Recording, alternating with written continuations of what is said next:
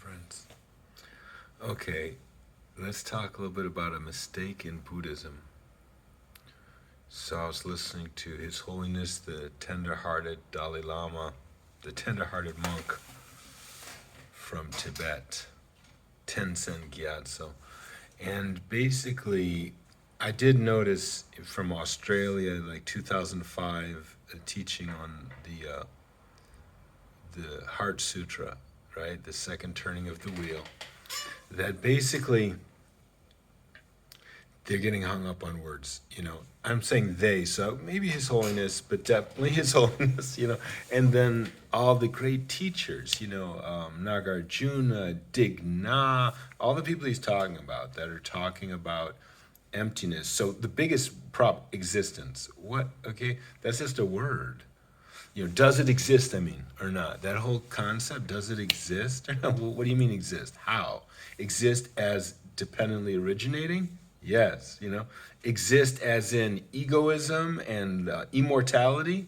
No, right? So it's just a little bit sad because there's such a, we say in Russian, krutitsa, it's like turning and turning and turning on a word, exists or doesn't exist, exists or doesn't exist. But actually, there's very clear teachings that are very correct in Buddhism that things don't exist forever.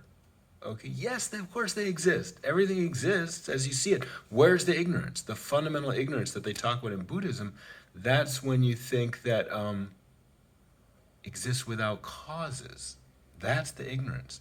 When you think something exists without origination, that's the ignorance. Also, something exists and will never go away, That's wrong. So there we go. Okay, that's all that I need to say, really. We can talk and talk and talk about this if you want, but basically, that's all that I have to say.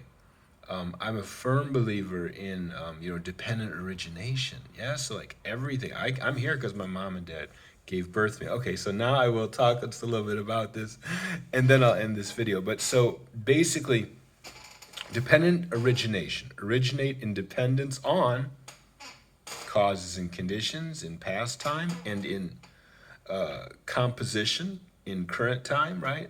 So, I'm yet this guy, but I'm also just the blood and the bones and the oxygen I'm breathing. Why is this so important? Now, this is correct, again, in Buddhism and correct in the teaching. Why is this important? It's because it is an antidote for anger and for other poisonous mental states. Why? Because if you don't know about this how everything is like constantly changing and based on causes and conditions, if you don't know about this, you could say to your loved one or to a stranger, how could you do that? What was on your mind?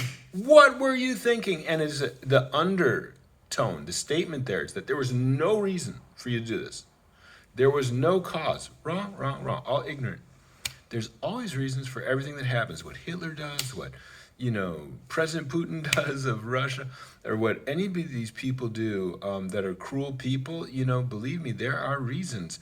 And then again, these are just words, like that word exists, right? You have to look into it for yourself. But like that word, there were reasons. Does that mean they're good? No, not necessarily. Like when I'm using the word, reason just means reason, literally. It was caused. There's no magic. There is a reason. Now, does that mean that everything your loved one does is good? Of course not. Yes, you just have to apply some common sense. I like Buddhism a lot, but they need some common sense there. They're on to something amazing with what they call emptiness. Now, is it empty? No. Of course, everything isn't empty. But what do they mean by that word? They meant that when you really look at the nature of reality, and you see that the true nature of all things in the universe, including planet Earth, is like this relationship of cause and effect, aka dependent origination, that's the one thing that's like stable, that actually doesn't change. Well, as much as it's a thing, I'm not sure if it's a thing or is it just an empty thing? Okay, that's a good use of the word, whatever.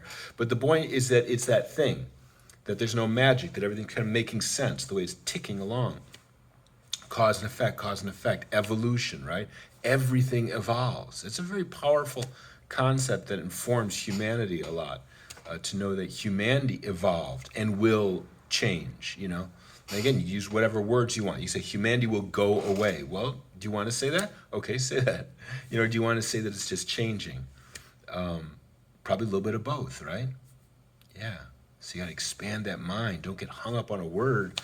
Try to understand what that word means to you in meditation, which means without verbal thinking. Just think like, what's that mean? What are we really feeling here? And that's that idea. So back to that word emptiness, I would just say, yeah, you could say, how about be very specific? That everything is empty of immortality. Okay, everything's empty of some sort of magical existence where it just would come out of nothing. Yeah.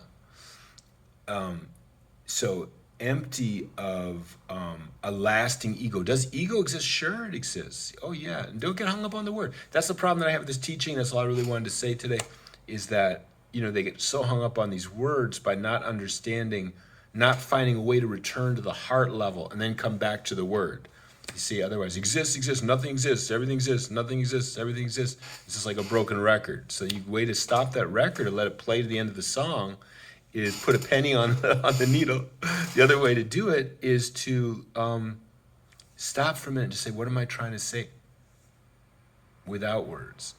And you can be like, okay, I'm saying that everything, of course, exists, but as a dependent on its origination. And if you know that, you understand it's always changing. And if you know that, then you don't, reject it as being illogical. And if you know that, then comes love and kindness. Yeah, there's some mitfühlen, or like, how do we say in English, like some compassion, or we say empathy. And then comes all these other things like that. Okay, I hope that's helpful for all the Buddhists out there. Anybody else? Have a wonderful day.